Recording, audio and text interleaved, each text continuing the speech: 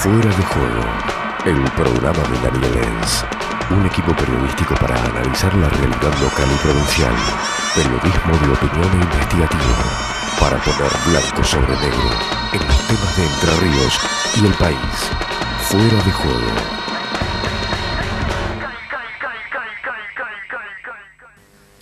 ¿Qué tal? ¿Cómo les va? Buenas noches. 22 en punto en la República Argentina. Hasta las 0 horas hacemos nuestro programa por la señal local, por la señal de aire y a través de el4tv.com.ar. ¿Cómo anda, joven? ¿Qué tal? Bien. Buenas noches. Bueno, a ver, ¿por dónde arrancamos? El caso Micaela sigue dando vueltas y dando información. Nosotros vamos a hablar, ya está aquí en estudios el director de criminalística de la policía de Entre Ríos, el comisario Ángel Iturria, sin duda un hombre con mucha historia en la fuerza y capacitado, uno de los hombres más capacitados en este sector, digamos, científico, digamos, de la policía. Con él vamos a hablar del caso Micaela, pero también vamos a aprovecharlo para hablar de otros hechos que conmocionaron a la provincia. Va a venir, recordaba que la última nota de la periodística la hizo acá, el ex vicegobernador Jorge Martínez Garbino, porque, bueno, se recordaron los 30 años de aquel intento de golpe de Aldo Rico, y la provincia de Entre Ríos, en ese momento gobernaba Sergio Montiel y el vicegobernador era el doctor Martínez Garbino.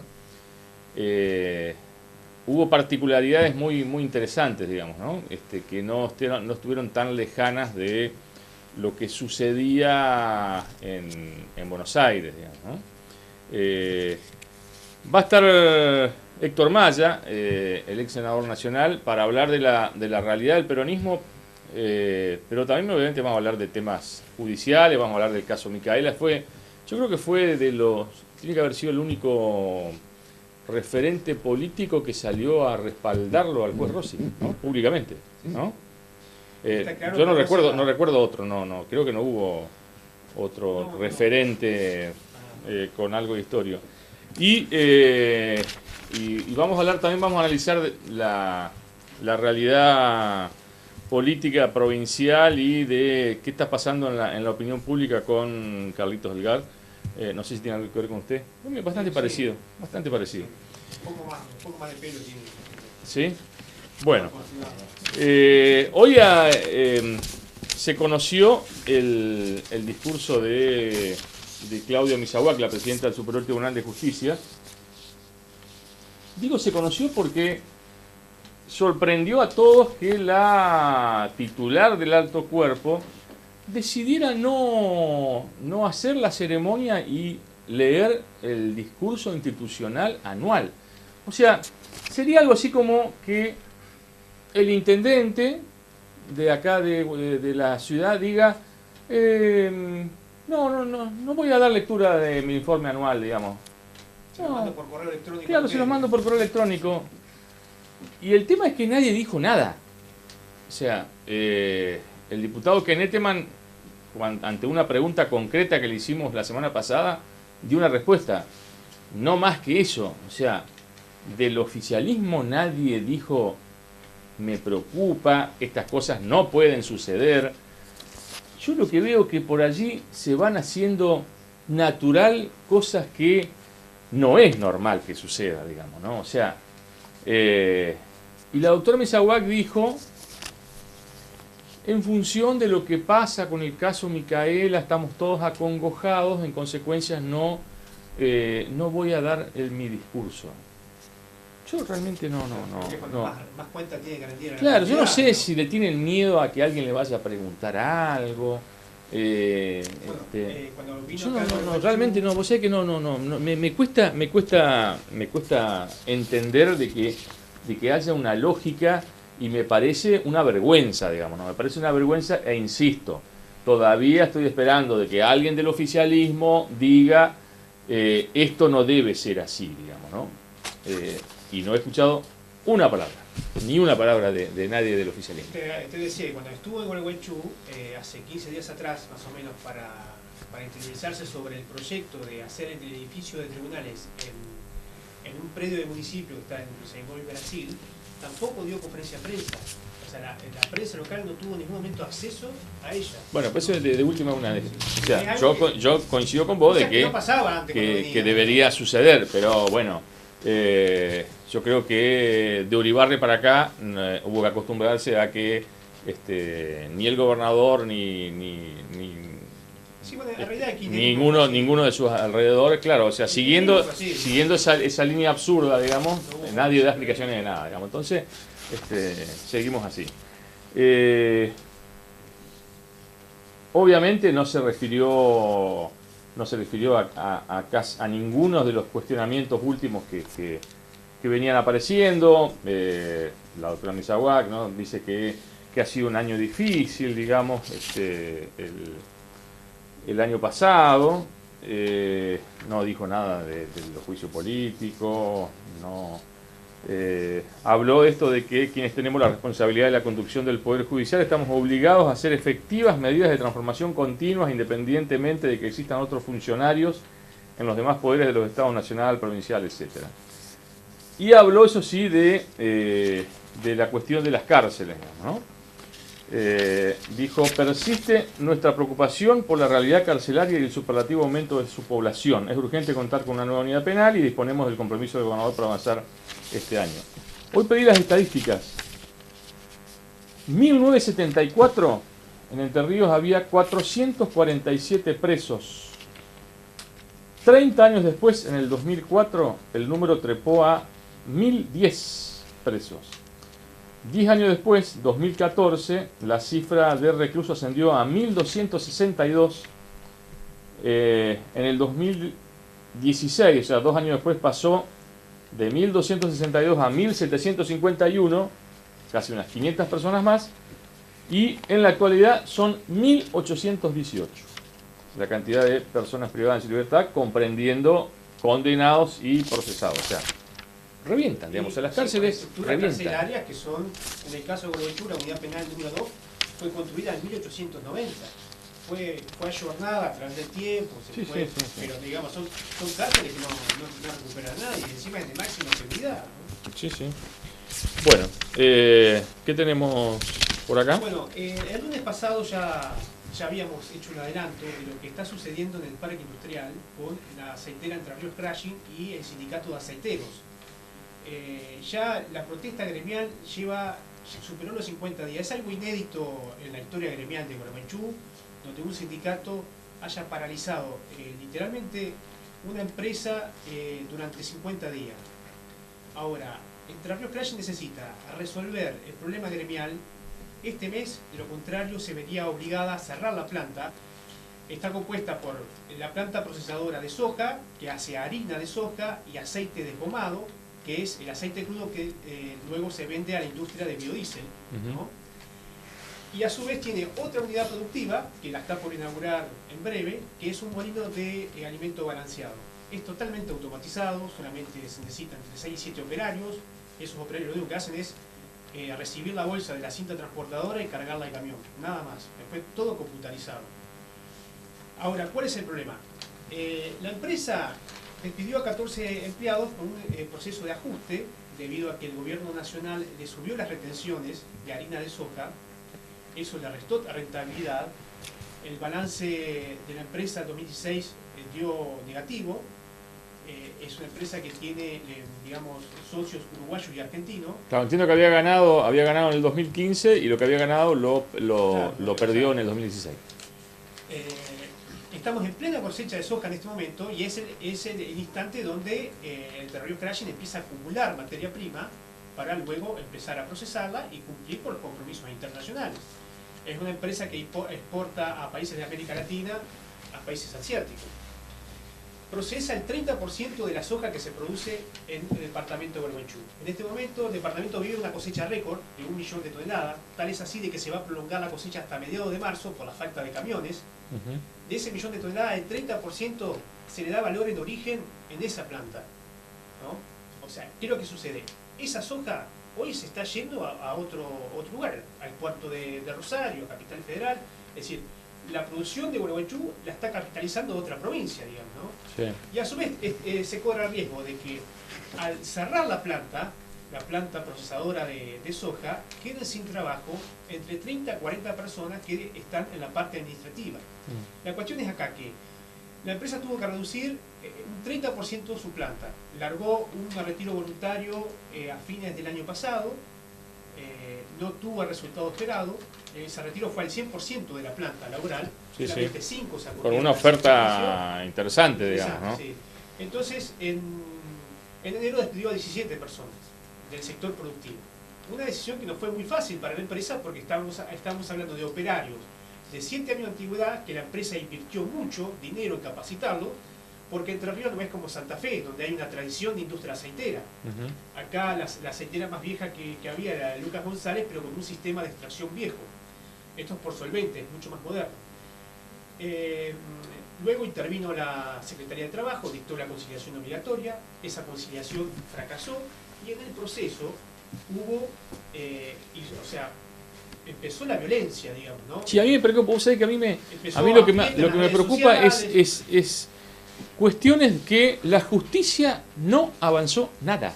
O sea, yo no sé, teléfono para el señor fiscal coordinador.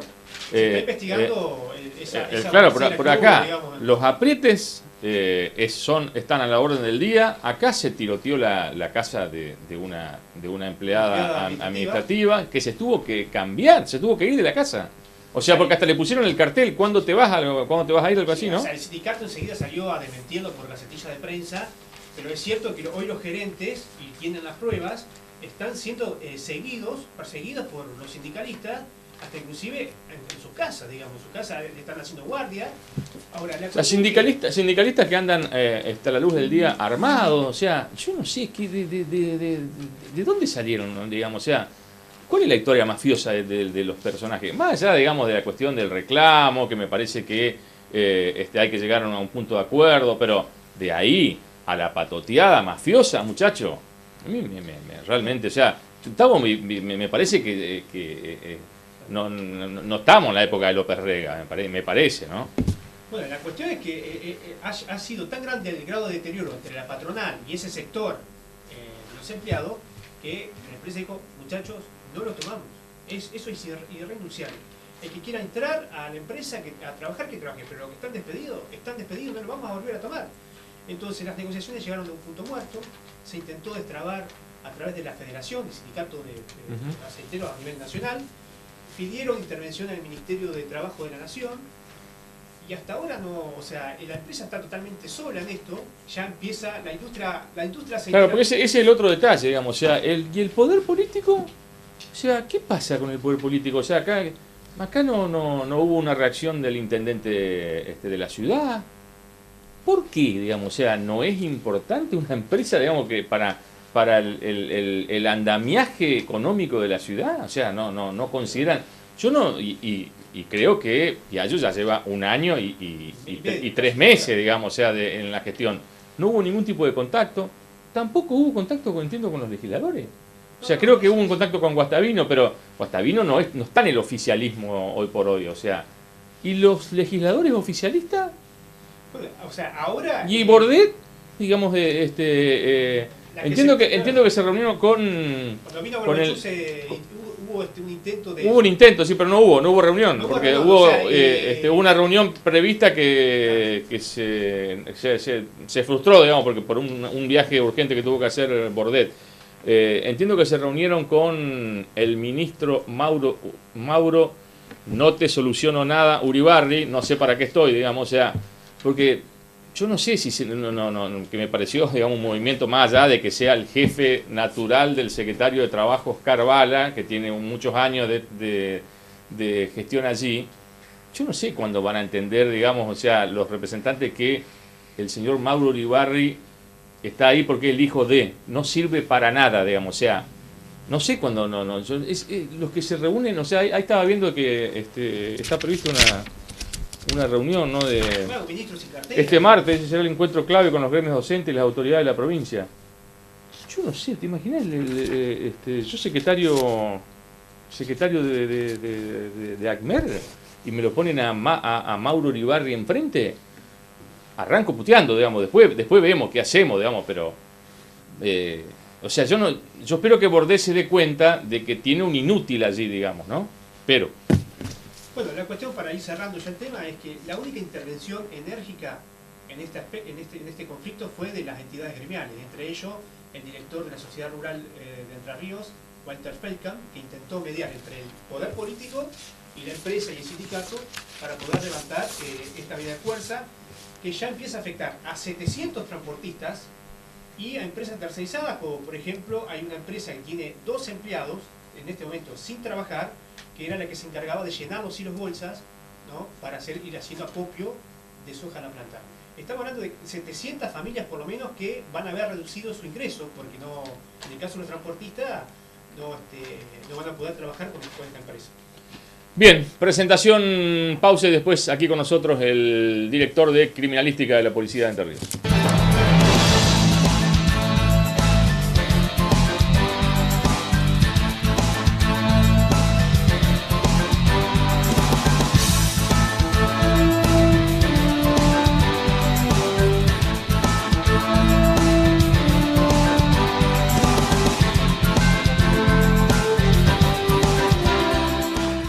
Venta y alquiler de trajes y vestidos de fiesta. Exclusividad en señoras. Vení a conocer lo diferente. En Urquiza 1183 Casi Rucci. Teléfono 1541-0284. Municipalidad de Gualeguaychú. Ciudad de todos.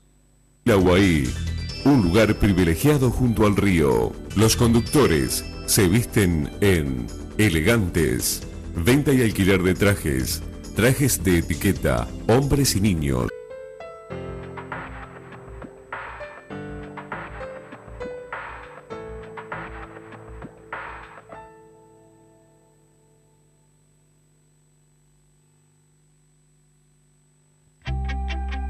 Tu río, tu pasión, tu historia, tu ciudad. Concepción del Uruguay. Tronic. Yo nunca pedí lo que vos me diste. Yo nunca pedí lo que vos me diste. Pero bueno, yo aprendí lo que me diste. Y está bien así para mí. Análisis digital. La verdad a diario. www.analisisdigital.com.ar. El sitio para informarse de verdad.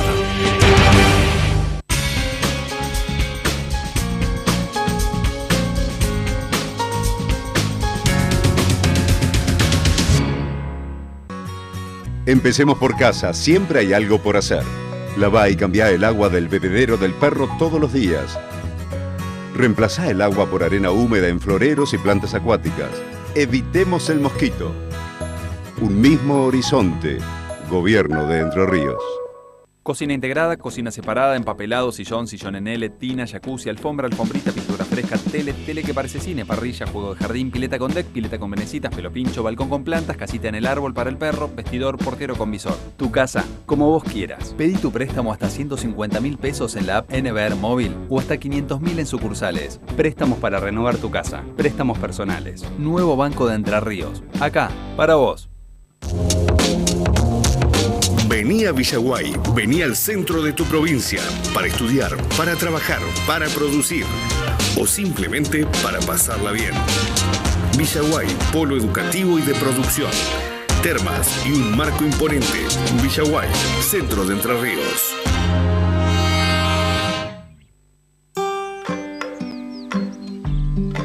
Vamos a ponernos de acuerdo. Vos y yo no nos quedemos. Tarde o temprano la ropa arrugada va a estar de moda y no te vamos a necesitar más. Hacenos un favor y tómate unos días de vacaciones. ¿Qué mundo me estás dejando? Acumula ropa para planchar y evita desperdicios de energía con el reiterado encendido y apagado de la plancha. Si querés saber más tips para cuidar la energía en tu casa, entra en la web y entérate cómo podés ayudar con pequeños gestos. EPRE, FASE, ENERSA, Gobierno de Entre Ríos. Diversión. Confort. Momentos únicos. Una experiencia diferente. Casinos de Entre Ríos. Entretenimiento puro. El Clan. El nuevo libro de Daniel Enz. La familia que se apropió del Estado, negocios, corrupción y falsedad ideológica. El Clan. Próximamente en librerías de Entre Ríos y Santa Fe.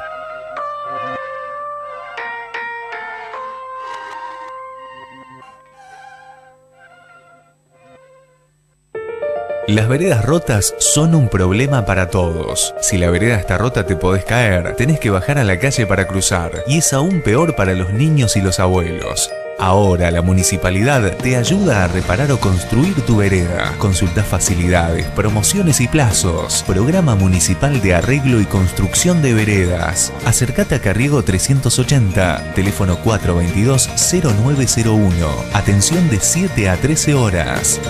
Vamos para adelante. Municipalidad de Concordia.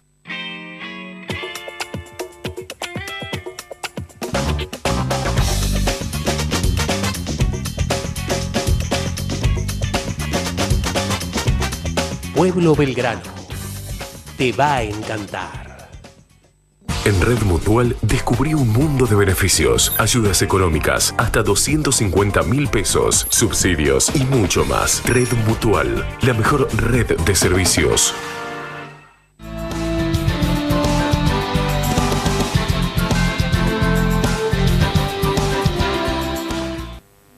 Bien, comisario Ángel Iturria, director de Criminalística de la Policía de Entre Ríos. Buenas noches, ¿cómo le va? Buenas noches, bien. Buenas noches. Bueno,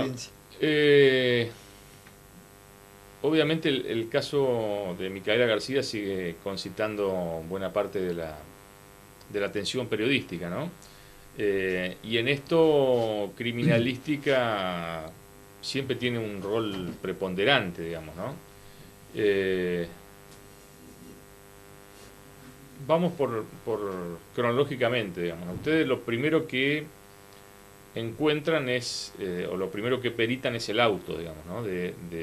Efectivamente, el día martes me llama el jefe de policía de la provincia, que está, digamos, en contacto permanente con el señor fiscal de la causa, el doctor Telenta, y nos dice que habían, después, digamos, de la primera parte de la investigación, donde se sospechaba del novio y ese tipo de cuestiones, digamos, se empezó a orientar hacia el recorrido que hizo ella después de que salió del boliche. Entonces siguen ese recorrido a través de las cámaras que aportan vecinos de la ciudad y algunos bancos privados, y en ese recorrido empiezan a ver un vehículo y lo empiezan a seguir al vehículo, un Renault 18 Break, y descubren que era el que utilizaba Wagner habitualmente. Aparece en el lavadero Millo, donde está, que es propietario del señor Pavón, y me llaman, digamos, para hacer la pericia sobre el vehículo. Lo preservan, se hizo un buen trabajo de preservación por parte de la Jefatura Departamental de Gualeguay, y llegamos nosotros, yo vine con una bioingeniera, que es del laboratorio químico, y aplicó ahí el reactivo luminol, que es para detección de sangres, levantamos huellas digitales, y otros indicios, digamos, indicios biológicos, otra tierra, algunos otros indicios que encontramos dentro del vehículo, ¿no es cierto? ¿Y qué fue lo determinante allí, digamos, de lo que... Bueno, lo ahí que nosotros secuestramos una funda del asiento delantero del acompañante, que al reactivo luminol nos daba una mancha biológica, lo cual está para ser analizado. Mañana martes tenemos fecha y hora para realizar todas las pericias de la ropa y de esta funda, porque otras pericias ya se hicieron, por ejemplo la de la aspiradora, que paralelamente a que yo peritaba el auto, el fiscal estaba en la casa de Wagner secuestrando la aspiradora, porque recibió la declaración del hijo de la concubina que había aspirado el auto, lo había limpiado porque estaba todo embarrado, todo sucio, y lo aspiró, y que la aspiradora estaba en la casa y que aún no había sido retirada la bolsa de la aspiradora. Entonces, con un muy buen criterio, el fiscal se constituye en la casa y secuestra esa aspiradora. Y después se viene al lugar donde nosotros estábamos peritando el vehículo.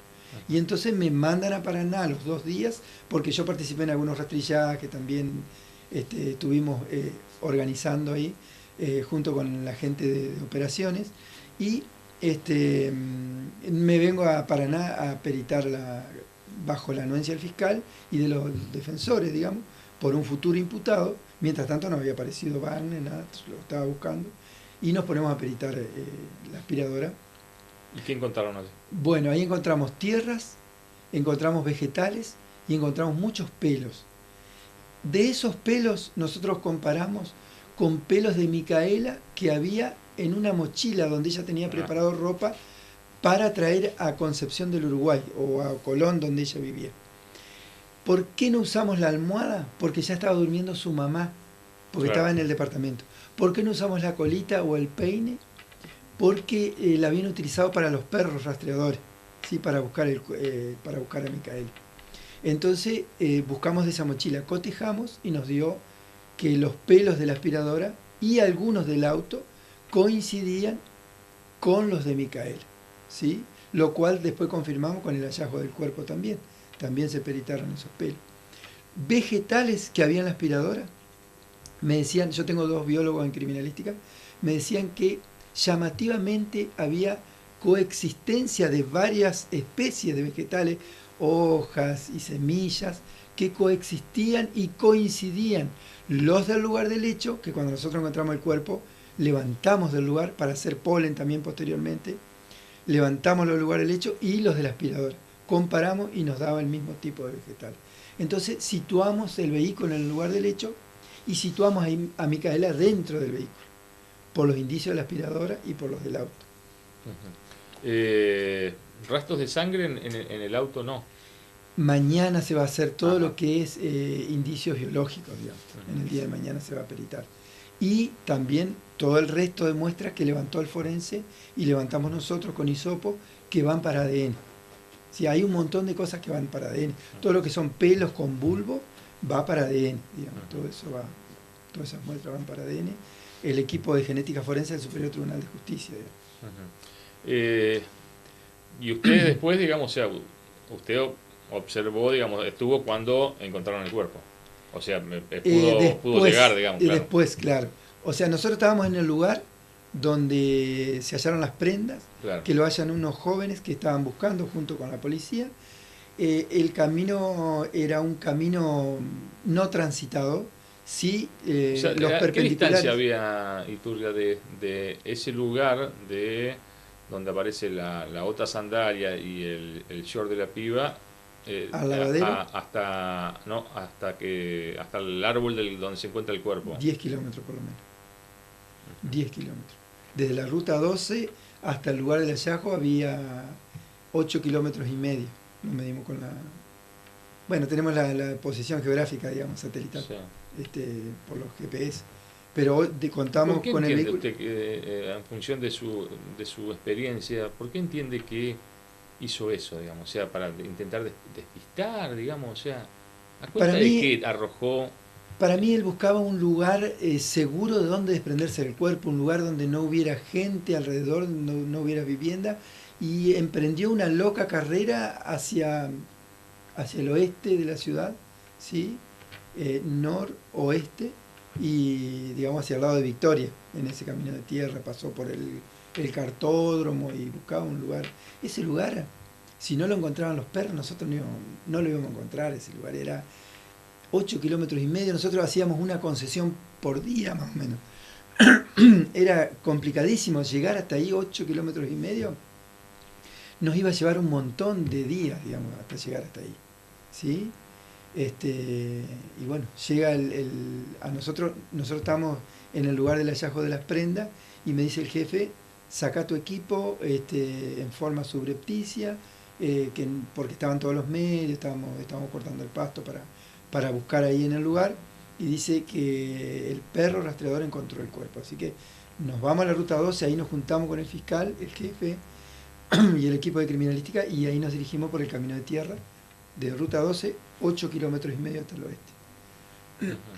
oeste. ¿Usted pudo hablar con los forenses que trabajaron en la autopsia?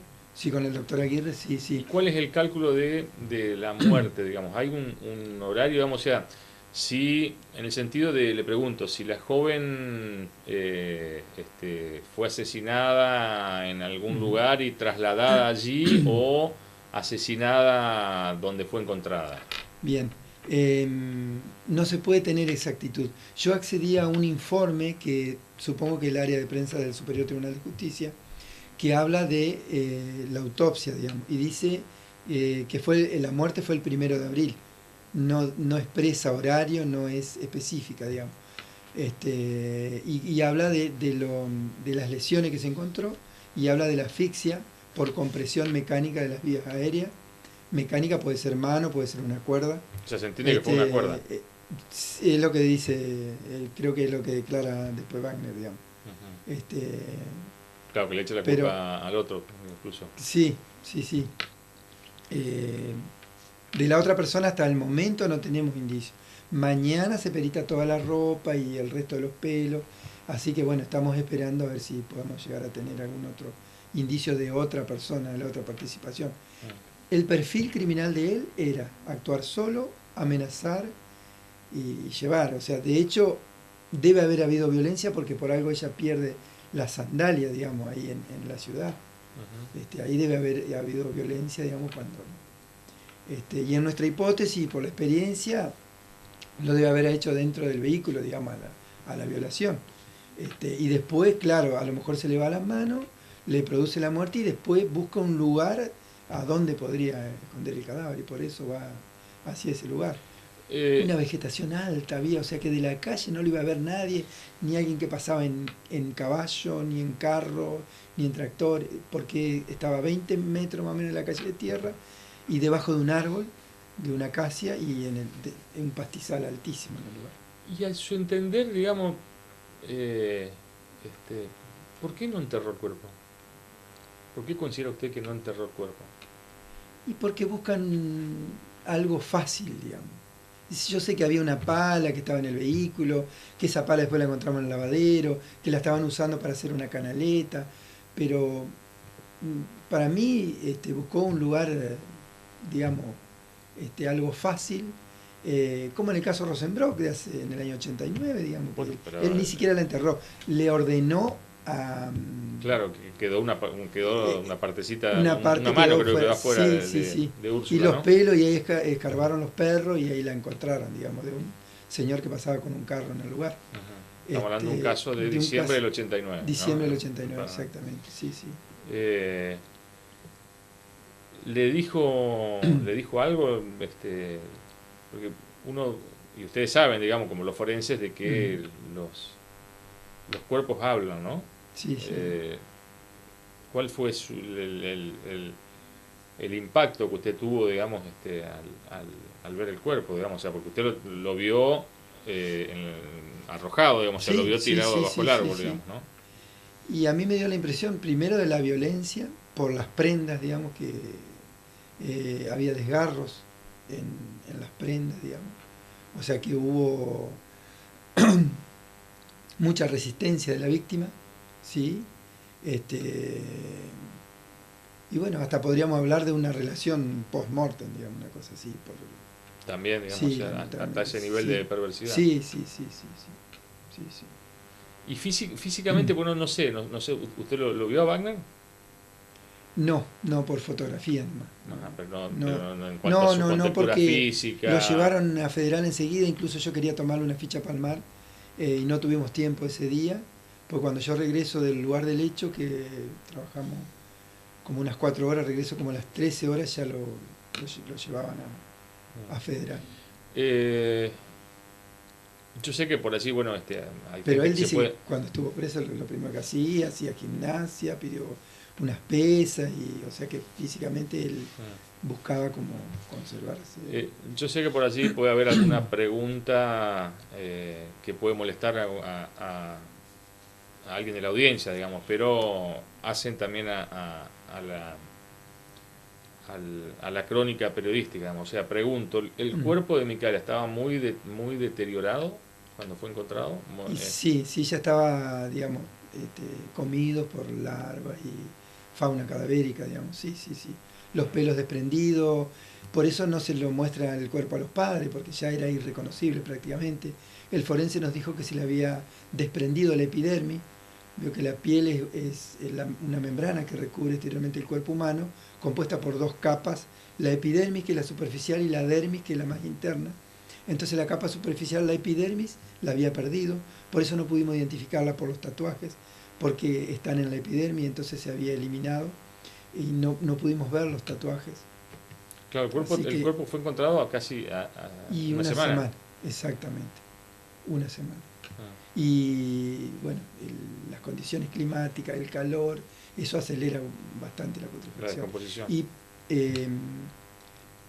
la fauna cadavérica ataca primero por los orificios naturales o donde hay una lesión. Y en este caso los orificios naturales estaban totalmente destruidos, digamos. De hecho, nosotros juntamos esas larvas, escarbamos la tierra para hacer el estudio de entomología forense, para determinar el tiempo, no de muerte, sino de que fue depositado ese cuerpo ahí. Ahí los biólogos están alimentando esas larvas porque tratan de estudiar de qué especie se trata para ver la evolución de esa especie y decir, bueno, esta especie evoluciona en tal tiempo, entonces estoy en este estadio, tiene tantos días el cuerpo depositado allí. Lo mismo que hicimos en Santa Elena con el caso de la otra chica que apareció muerta a la vera de la ruta. Gisela, exactamente. López. ¿Cuánto hace que está en la fuerza usted?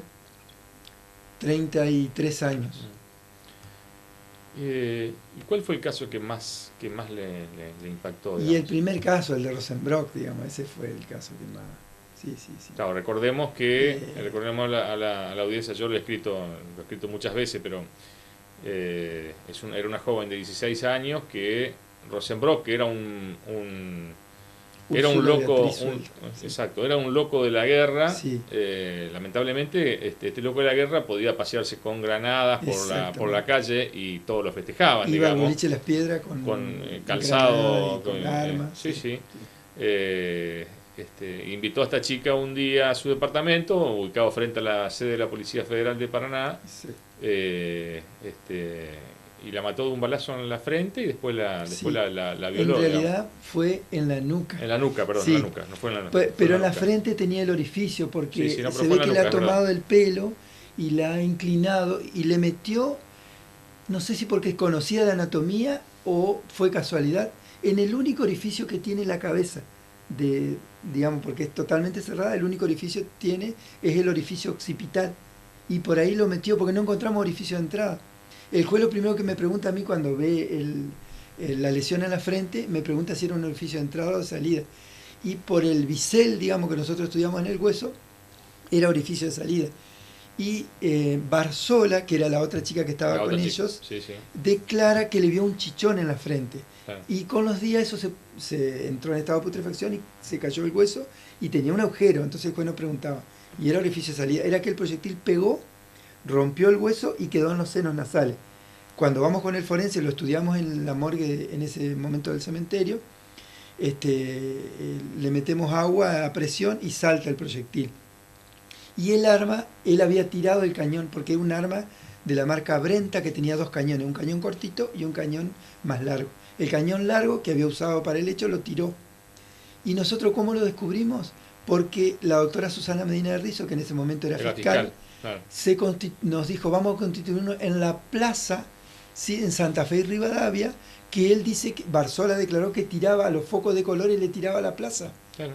Así descubrimos 3 proyectiles, y uno de los cuales perité. En ese momento yo era perito, digamos, en balística, digamos, hacía las pericias balísticas en la policía, y perito el proyectil de la fuente con el de la cabeza, y me da positivo, digamos.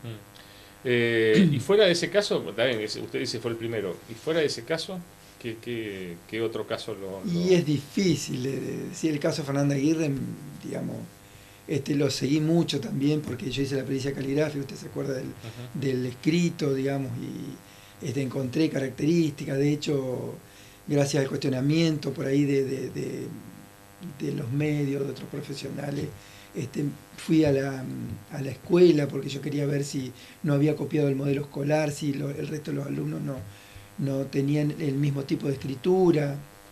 Y bueno, profundicé muchísimo en ese estudio, digamos, de la letra de Fernández. Sí.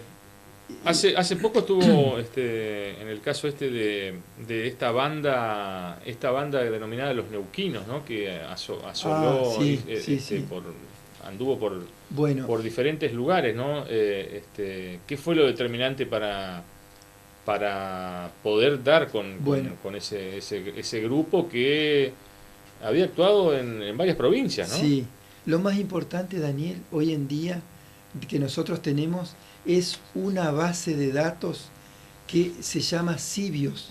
Es una base de datos nacional que está en la policía, cuyo ordenador central está en la Policía Federal Argentina, y se comparte con todas las provincias. Hasta hace poco exceptuamos a Córdoba. Cuando yo fui a hablar antecedentes personales de Córdoba, me dijo el jefe de antecedentes que no estaban en esa base de datos por una cuestión política, lo cual me pareció una barbaridad, porque la seguridad es una cuestión del interés común, y no puede haber una cuestión política que esté sobre el interés común. Ahora están, porque tenemos muchos cordobeses que vienen acá. Entonces, se levantaron huellas y se determinó, se metió a la base de datos gracias a que otras provincias comparten sus fichas de las personas que tienen algún tipo de delito. Nosotros también lo compartimos con toda una red, toda la red de policías provinciales, y gracias a esa base de datos nosotros descubrimos estas personas de otras provincias, digamos. Se los descubrió por una huella digital. Cuando roban, uno de los neuquinos fue uno de los que robó ahí en Pellegrini y España, en la financiera. Él actuó con guantes, pero cuando terminó el robo, los encerró en el baño, se sacó los guantes y cerró la puerta del baño con las manos libres, digamos, de guante, y dejó su huella digital en el picaporte. Y eso nos permitió llegar a uno de ellos. ¿Cuánto ha avanzado el delincuente en este tema, digamos, o sea, que usted plantea de cuidar detalles para que ustedes no puedan, o sea, para dificultarles la investigación? ¿Cuánto nota que, o sea, eso ha tenido un crecimiento? Sí, se cuidan mucho más, o sea, cuando entran por una causa y el abogado defensor obviamente le dice, mira, vos estás por esta prueba, entonces tenés que cuidarte con esto. Pero entonces ya actúan con guantes. Pero hasta hace poco la banda de los boqueteros, esos que entraron en Bicoer, en CEMIC, Sotelo y compañía, nosotros descubrimos por huellas de pie calzado. O sea, nosotros... ¿Cómo sería eso? Cuando uno va a un lugar de un hecho, obviamente nadie entra volando, entran pisando, tenemos que agudizar la visualización. Por eso pedimos por favor que nos preserven el lugar, porque lo primero que hacen es entrar a mirar. Claro, no tienen que no hagan, nada que mirar. Que no hagan, los peritos algo parecido al caso entrar. Nisman, digamos. Exactamente. Los peritos son los que tienen que entrar, porque si uno entra a pisar, a mirar, las personas, el policía común no sabe de indicio. no ve que puede haber una huella de pisada que a mí me sirve para descubrir un hecho. Nosotros descubrimos por las huellas de pisada que había en distintos hechos la misma zapatilla utilizada. Y cuando lo detienen con esa zapatilla, se le secuestra la zapatilla y se compara la marca que deja esa zapatilla con las marcas que había en el lugar del hecho. Cada zapatilla, todos chuequeamos de una manera diferente o tenemos un desgaste del zapato de la zapatilla de una manera diferente. Además de que por ahí yo piso una brasa, pisé un vidrio, una chapa que me cortó el plástico que tiene la suela base, y nosotros comparamos suela base, ¿sí? Así es, en La Paz descubrimos un homicidio por una huella de pisada. El homicidio de un señor que era martillero, ¿sí? Que hubo 2 imputados, la esposa y el amante de 24 años. La esposa tenía 50 años, este hombre tenía 60 y pico. La esposa estuvo imputada y el amante de 24 años, porque había dejado una huella pisada dentro de la casa. ¿Y qué fue lo más sorprendente que vio, digamos, en su tarea investigativa? De decir, mirá la que me hizo, digamos, ¿no?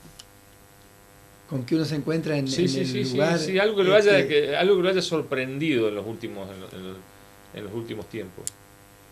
Y bueno, ¿usted se acuerda del vehículo baleado en el que iba el ex gobernador Busti? Ajá. Y bueno, cerca de Crespo, ¿baleado o no? Sí, bueno, justamente a mí me llamó la atención la posición lo que del se denominó volante. el autoatentado, digamos. La posición del volante, justamente, es lo que se determinó en ese momento, digamos, que el volante no iba con el símbolo recto, sino que estaba inclinado, o sea que nunca podía haber ido a 120 kilómetros con el volante inclinado, digamos, o sea que, digamos, uno por ahí, por los indicios, uno se da cuenta. Es difícil, digamos, responder porque hay muchísimos casos, digamos, y uno busca el indicio, el mínimo detalle que a uno le ayude a descubrir el hecho. Uno trata de hacer el camino que hizo el delincuente, digamos, para tratar de... ¿Hay algún hecho, comisario, que a usted le llevó años y que pudo comprobar su hipótesis de trabajo? ¿O eso no sucede, digamos? O sea, porque de última la causa se archivó o prescribió. No, hay casos que nos tienen. Hay un crimen de un remisero, digamos, que por ahí no hay indicios, no se encuentran indicios, digamos. Entonces, uno lo busca armas. Nosotros tenemos una base de datos muy importante, tenemos un microscopio comparador, que tiene una cámara incorporada, que tiene un sistema de computación incorporado que guarda imágenes, nosotros vamos comparando, podemos seguir la ruta de un arma. De hecho, el homicidio de Gavarrós, ¿se acuerda? El que mataron en La Toma, que hubo una joven de apellido Nasser que estuvo imputada en esa causa. El arma no había aparecido. Nosotros teníamos solo una vaina y un proyectil, calibre 6.35 milímetros, o lo que sería su equivalente, .25, porque los calibres por ahí se expresan en milímetros o en pulgadas. Esos serían sinónimos, digamos. No había aparecido el arma. En un procedimiento del 911 en Avenida Ramírez, detienen al joven Caudana, el hijo de Caudana, el conocido... El jefe de narcotráfico. Exactamente. En una camioneta de alta gama, y cuando le revisan la gaveta de la puerta, tenía una pistola 6.35. Va a criminalística, comparamos con la base de datos y era el arma del homicidio. O sea que nosotros hay casos que lo seguimos, o sea que no es que se agota, pero hay muchos que lo seguimos durante mucho tiempo. A mí el que más quisiera que algún día se sepa la verdad es el caso Fernanda. El caso Fernanda Aguirre me gustaría que se sepa la verdad. Que se sepa la verdad cualquiera sea. ¿Pero usted tiene alguna duda de... o sea, a hoy, ¿usted sigue creyendo que Fernanda puede estar en un circuito de trata? Yo creo que sí. Yo tengo dudas, porque yo algún día le voy a mostrar la letra y le voy a mostrar todas las características que yo encontré y por qué yo dije que era la escritura de ella. Y yo esperaba y espero que algún día se pueda saber la verdad, digamos, de ese caso. Bien, comisario Iturria, gracias por venir. Gracias a ustedes. Nos vamos a la pausa. Después aquí con nosotros el ex vicegobernador Jorge Adalberto Martínez Garbino.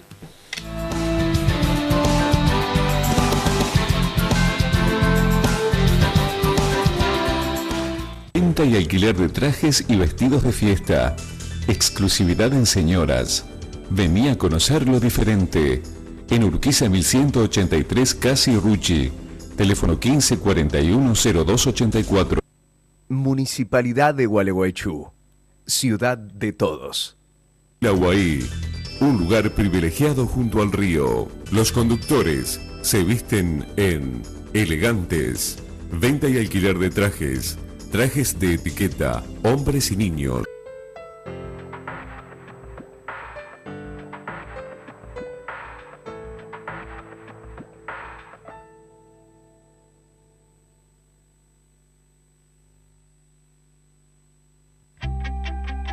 Tu río. Tu pasión. Tu historia. Tu ciudad. Concepción del Uruguay. Tronic. Yo nunca pedí lo que vos me diste. Yo nunca pedí lo que vos me diste. Pero bueno, yo aprendí lo que me diste. Y está bien así para mí. Análisis digital. La verdad a diario. www.analisisdigital.com.ar. El sitio para informarse de verdad.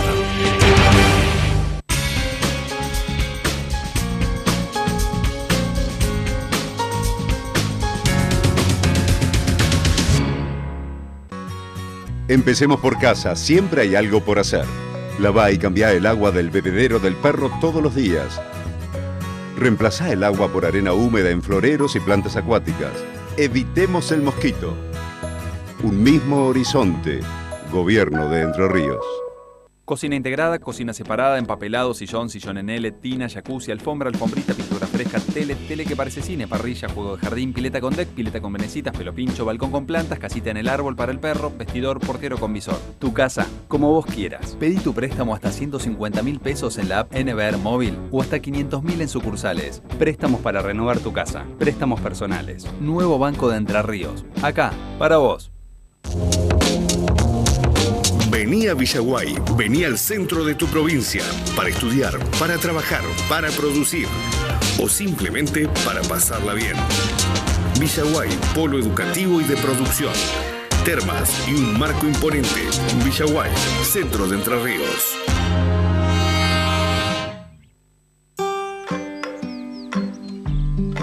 Vamos a ponernos de acuerdo. Vos y yo no nos quedemos. Tarde o temprano, la ropa arrugada va a estar de moda y no te vamos a necesitar más. Hacenos un favor y tómate unos días de vacaciones. ¿Qué mundo me estás dejando? Acumula ropa para planchar y evita desperdicios de energía con el reiterado encendido y apagado de la plancha. Si querés saber más tips para cuidar la energía en tu casa, entra en la web y entérate cómo podés ayudar con pequeños gestos. EPRE, FASE, ENERSA, Gobierno de Entre Ríos. Diversión. Confort. Momentos únicos. Una experiencia diferente. Casinos de Entre Ríos. Entretenimiento puro. El Clan. El nuevo libro de Daniel Enz. La familia que se apropió del Estado, negocios, corrupción y falsedad ideológica. El Clan. Próximamente en librerías de Entre Ríos y Santa Fe.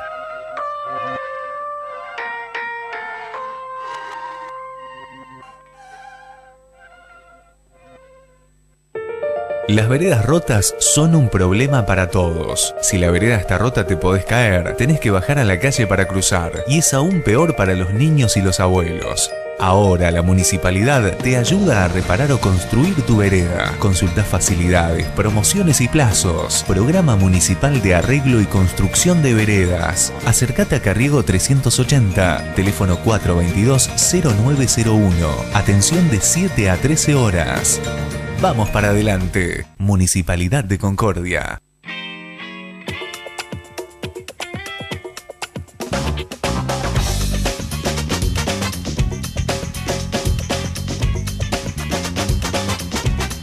Pueblo Belgrano, te va a encantar.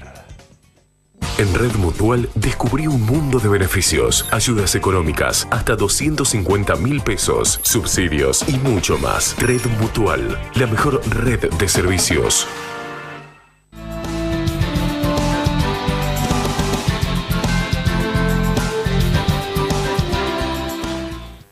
Bien, doctor Jorge Martínez Garvino, ex vicegobernador de la provincia, ¿cómo le va? Buenas noches. Pero muy bien, Daniel, una alegría poder venir. Igualmente, acá, se lo ve muy bien, sí, se lo ve muy bien. Hacía tiempo que no te veía. Sí, sí.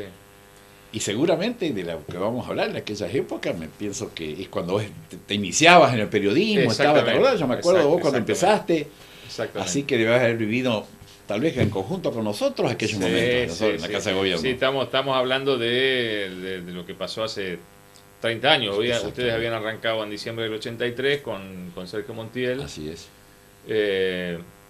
Y se encontraron con esto, ¿no? Yo recuerdo ese acto frente a la Casa de Gobierno, donde yo creo que fue de las últimas imágenes donde se vio a todas las fuerzas unidas, digamos, ¿no? Peronismo, radicalismo. Pocas veces se ha encontrado un consenso, una integración de la fuerza política argentina, como en aquel momento, aquellos últimos días de abril, ¿verdad? Donde vivíamos aquella tensión. Vos también lo vivirías como periodista, de que sí, yo le no contaba a los sabíamos. muchachos, me tuve que borrar un mes por toda una serie de amenazas que he tenido, porque justamente estaba cubriendo el juicio, digamos, la causa por violaciones a los derechos humanos que se tramitaba en el Juzgado Federal de Paraná, ¿no? Claro. Y llovieron. Y sabías perfectamente, como lo sentíamos, lo percibíamos nosotros, que no solo estaba en juego la democracia, la continuidad política en democracia del país, sino que no sabíamos si no iba a terminar en una tragedia todo esto. Sí, sí. ¿Verdad? Con muertes, con luchas, con enfrentamientos entre civiles y militares. Felizmente, a medida que pasa el tiempo, que pasan los años, uno va conociendo primero, dándose cuenta de la trascendencia que tuvo aquellos hechos políticos en la historia del país, que cada vez se le da más importancia.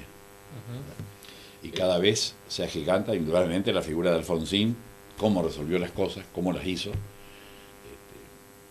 Por supuesto, contando con todo el apoyo del pueblo. No solo fue Alfonsín. Alfonsín tenía el respaldo en aquel momento de los dirigentes políticos de casi todos los partidos y del pueblo. Aquello de la casa está en orden, Felices Pascua, la casa está en orden, digamos, ¿no? Pero que yo coincido con usted, digamos, en el sentido de que evitó quizás una masacre que podía suceder, pero bueno, significó también un retroceso, no sé, Daniel. Porque, no, me refiero a Aldo Rico logra que después se sancione la ley de obediencia debida y de punto final, digamos, ¿no? En función de la presión que ejercía. Yo hago una diferencia entre las dos cosas. Claro. Primero, la ley de obediencia debida ya la había proclamado en su campaña Alfonsín, cuando hablaba de los 3 niveles de responsabilidad. Ya lo decía, o sea que la gente votó eso. No es que se le ocurrió a Alfonsín sacar una ley distinto del punto final, podemos discutirlo distinto. Claro. Pero la de obediencia debida, nadie puede decir que lo desconocía. Alfonsín establecía perfectamente bien los 3 niveles de responsabilidad que había.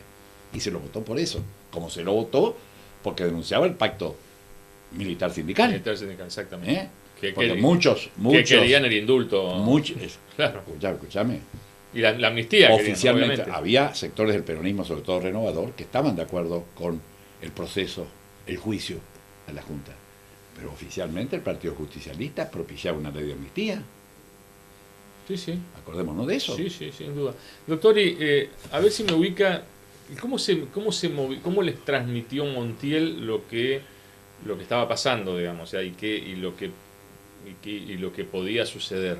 Y bueno, porque él estaba en conexión directa, indudablemente, con Buenos Aires, y nosotros estábamos reunidos en la Casa de Gobierno permanentemente. Estábamos ahí en una especie de cónclave entre todos, esperando a ver cómo se iban sucediendo los hechos. Sabíamos los peligros que se corrían, la situación como estaba. Nunca pensamos que iba a terminar con la ida de Alfonsín a Campo de Mayo, por supuesto. Fue un riesgo eso, ¿no? Fue un riesgo, ¿no? Fue una jugada muy riesgosa. Muy riesgosa. Muy riesgosa. Pero, indudablemente, yo pienso que la historia va a considerar estos hechos como realmente providenciales, como Dios quiera que así sea, ¿no? Claro, porque eso, toda una situación que generaba mucha incertidumbre, digamos, ¿no? En todos. En todos. Sí, sí. Incluso no se sabía las fuerzas que, si le seguían siendo leales a Alfonsín, el cuerpo 2 del ejército, y a Alaís, ¿cómo es Alaís? Era el que presidía el segundo cuerpo, que decían que venía a combatir al levantamiento de Campo de Mayo. Bueno, era todo una incertidumbre. Realmente vivíamos de incertidumbre, pero de gran tensión. Felizmente se consolidó la democracia. Sí, lamentablemente, estamos viviendo eso. Lamentablemente, después apareció el nuevo intento que hace Zaineldin, digamos, ¿no? Ya ustedes no estaban, porque se está hablando del 3 de diciembre de 1990. Digamos, eso ya estaba Menem. Claro, que le tocó a Entre Ríos, le tocó un rol preponderante, porque bueno, recordemos que acá se voló el puente, digamos, se lo mató al soldado Gómez, que era oriundo de Gualeguay. Y Entre Ríos tuvo un rol preponderante en función de toda la logística que se armó, digamos, ¿no? Que a partir del liderazgo del mayor mercado, que era un hombre que estaba en Villaguay. Sí.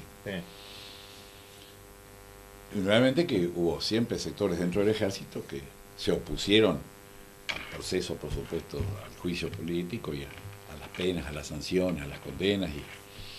Y en ese momento, doctor, ¿cuál era el contacto que había de ustedes como gobernantes con, qué sé yo, las unidades militares de Entre Ríos o la unidad militar de la Fuerza Aérea? ¿O eso no existía, digamos? O sea, no, vos sabés que yo, personalmente, nosotros ahí, yo estaba en el Poder Legislativo, ¿verdad? Claro. Con eso. No teníamos un contacto así directo, no me acuerdo, posiblemente habríamos hablado con los militares, pero no teníamos así oficialmente ninguna relación. Seguramente Montiel, a lo mejor él, tendría contactos con el jefe no me acuerdo quién era el jefe del ejército en Entre Ríos en aquel momento. Sí. No me acuerdo quién era. ¿No te acordás de él? No, yo no sé si no estaba, si no había vuelto Fernández, creo que era Oscar Sabino Fernández, digamos que me parece que ese fue el primer, y que tenía buena relación con Montiel, digamos, porque uno lo había visto en varias fotos. Bueno, recordemos también que Montiel venía de una relación de familia, digamos, con el ejército, ¿no? Una familia de militares. El padre, el tío. Claro. Los Montiel Forzano. Sí. O sea que él tenía, de alguna hermano, manera, tenía una hermano. relación Claro. con los militares. ¿Y ustedes sintieron ese temor, digamos, de que se podía perder la democracia? Sí, la tensión era grande. Sabíamos, estábamos en esa incertidumbre, ¿sí? No sabíamos cómo realmente había que vivirlo. Sí. Ahora es una cosa es contarlo después de 30 años, pero en aquel momento, cuando vivíamos esos momentos, era muy difícil saber cómo iba a salir, cuál iba a ser la salida a todo eso. Doctor, lo corro un poquito de esa historia, digamos. ¿Cómo está viendo el país? ¿Cómo está viendo la provincia? Y bueno, estamos viendo una situación muy difícil, ¿verdad? Acá se ha tomado, el gobierno actual ha tomado las riendas de esto, una situación muy difícil para el país y para la provincia. Yo deseo ardientemente que esto encuentre solución a los distintos problemas que están planteando y salgamos adelante. A nivel país me está hablando. Y a nivel país, a nivel provincial también. Pienso que se han cometido errores, que algunos se han subsanado, otros no.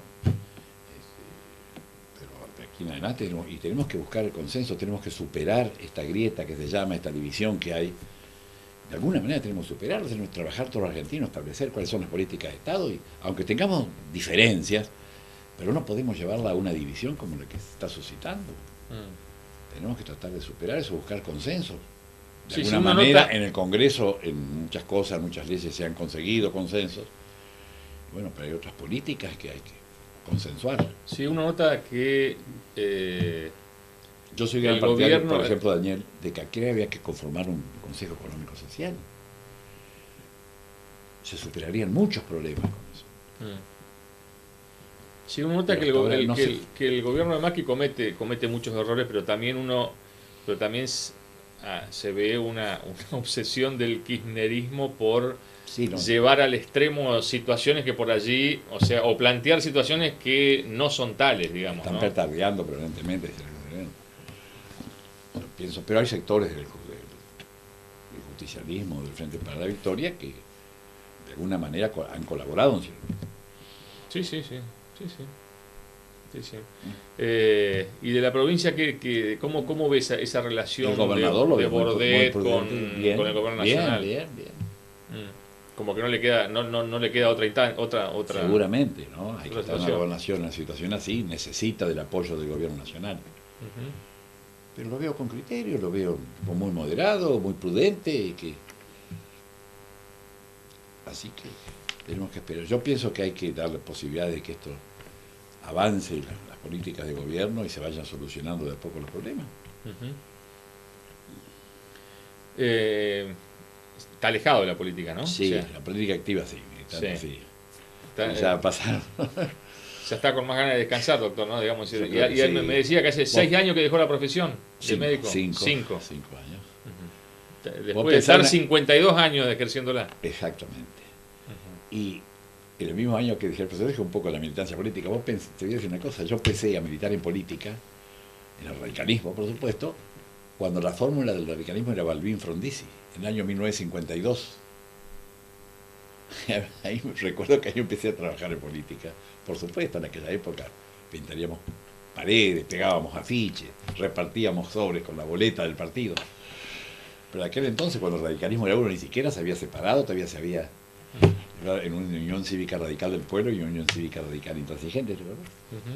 Bueno, ¿vos viviste eso o no? No, un poco más joven. Pregunto, pues yo ¿cuántos años le lleva usted a Jaime y cuántos años le lleva a Emilio? Y a Jaime le llevo 6 años. Y a Emilio 10. O sea que ustedes no tuvieron esa cuestión de estar los tres en la misma pieza, sino que usted se fue a estudiar, digamos. Claro, porque hubiera sido difícil eso, ¿no? De estar los tres debatiendo y discutiendo en la misma habitación, ¿no? Sí. No, pero siempre lo hemos respetado, las ideas que cada uno ha tenido. Eso ha sido muy importante. Tal vez eso, nuestro padre fue el que nos inculcó la manera de ejercer la democracia, el disenso, de no llevarlo a la agresión, de no llevarlo a la ofensa personal o de grupo, ni nada por el tipo.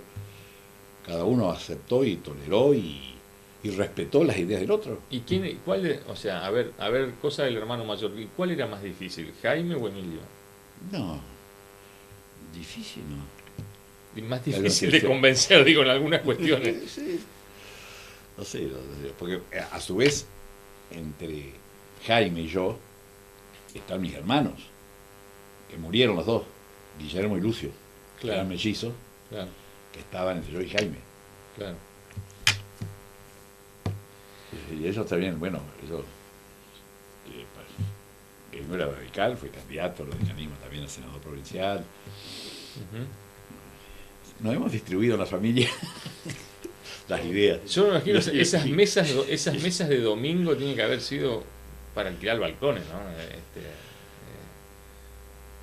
A la hora de almorzar, fundamentalmente, ¿no? Y ponerse a discutir, sí. tiene que haber sido muy interesante. Nunca llegaron a ser violentas, ¿eh? No, yo no dije eso, ¿no? Pero las discusiones tienen que haber sido muy interesantes, ¿no? Y fuertes. Sí. Doctor, gracias por la presencia, ¿eh? No, gracias. Ha sido un gusto como siempre. Para mí es un gusto. Siempre digo de que me acuerdo de vos cuando empezaba como periodista en aquella época. Sí. Arrancamos como cronista legislativo en el 83. Así fue. Y yo no sé qué de los muchachos, de la gente de aquella época, del periodismo, de algunos no tengo referencia, no sé si están o no están. Te pregunto por Alfieri, por ejemplo. Alfieri vive. Sí, vive, está retirado, escriben en análisis digital de vez en cuando, digamos, porque él dice, yo no quiero compromiso, yo voy a escribir, escribo cuando quiero y punto. Y está bien. Pero bueno, Guillermo va a cumplir 82 años ahora en octubre. Pero está muy bien de salud, hablamos seguido y sigue con la misma lucidez de siempre. Doctor, gracias. No, gracias. Nos vamos a la pausa. Después el doctor Héctor Maya.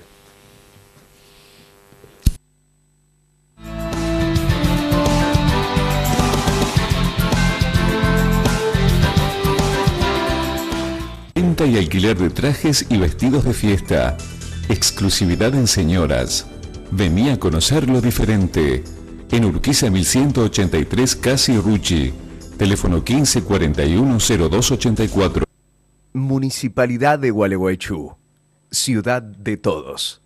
La Guaí, un lugar privilegiado junto al río. Los conductores se visten en elegantes. Venta y alquiler de trajes. Trajes de etiqueta, hombres y niños.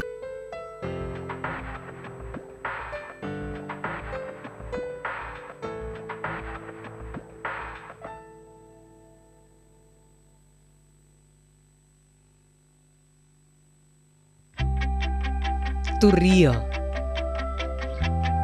Tu pasión. Tu historia. Tu ciudad. Concepción del Uruguay. Tronic. Yo nunca pedí lo que vos me diste. Yo nunca pedí lo que vos me diste. Pero bueno, yo aprendí lo que me diste. Y está bien así para mí. Análisis digital. La verdad a diario. www.analisisdigital.com.ar. El sitio para informarse de verdad.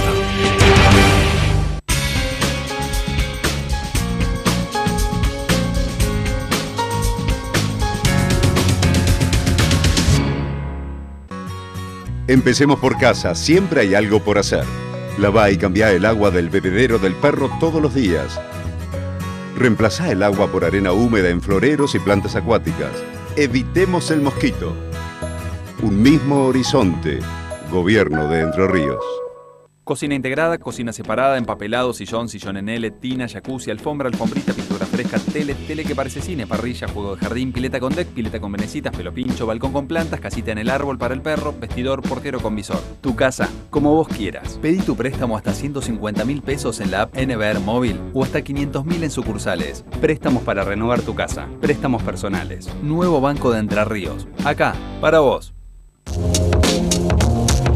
Vení a Villaguay, vení al centro de tu provincia para estudiar, para trabajar, para producir o simplemente para pasarla bien. Villaguay, polo educativo y de producción. Termas y un marco imponente. Villaguay, centro de Entre Ríos.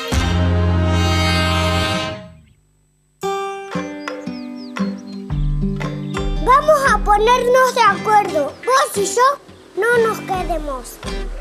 Tarde o temprano, la ropa arrugada va a estar de moda y no te vamos a necesitar más. Hacenos un favor y tómate unos días de vacaciones. ¿Qué mundo me estás dejando? Acumular ropa para planchar y evita desperdicios de energía con el reiterado encendido y apagado de la plancha. Si querés saber más tips para cuidar la energía en tu casa, entra en la web y entérate cómo podés ayudar con pequeños gestos. EPRE, FASE, ENERSA, Gobierno de Entre Ríos. Diversión. Confort. Momentos únicos. Una experiencia diferente. Casinos de Entre Ríos. Entretenimiento puro. El Clan. El nuevo libro de Daniel Enz. La familia que se apropió del Estado, negocios, corrupción y falsedad ideológica. El Clan. Próximamente en librerías de Entre Ríos y Santa Fe.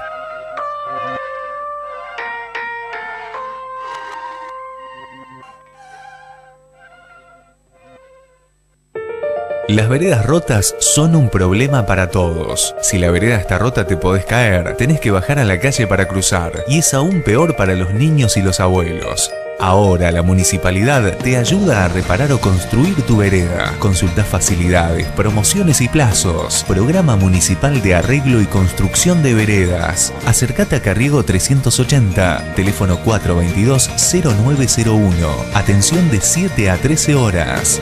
Vamos para adelante. Municipalidad de Concordia.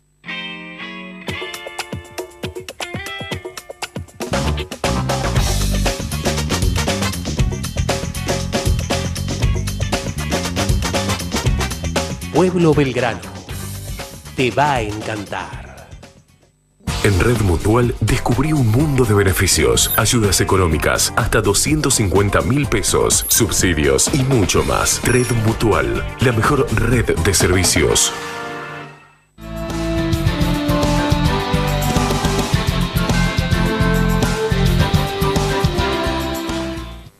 Doctor Héctor Maya, ¿cómo le va? Buenas noches. ¿Qué tal tanto tiempo? La única voz política que habló de Rossi fue la del juez de ejecución Rossi, fue la suya. Yo no sé si lo hizo por una cuestión de amistad, de afecto, de conocimiento, pero... A ver, esto es importante aclararlo porque yo creo que una parte lo malinterpretó y otra parte hizo uso político de la cuestión. Yo en ningún momento he vertido una opinión sobre la decisión del juez, porque no conozco el expediente y además porque los abogados sabemos que las decisiones judiciales se juzgan por su resultado y el resultado ha sido muy doloroso, sobre todo para cualquier ciudadano, no solo para los que tenemos hijos o nietas.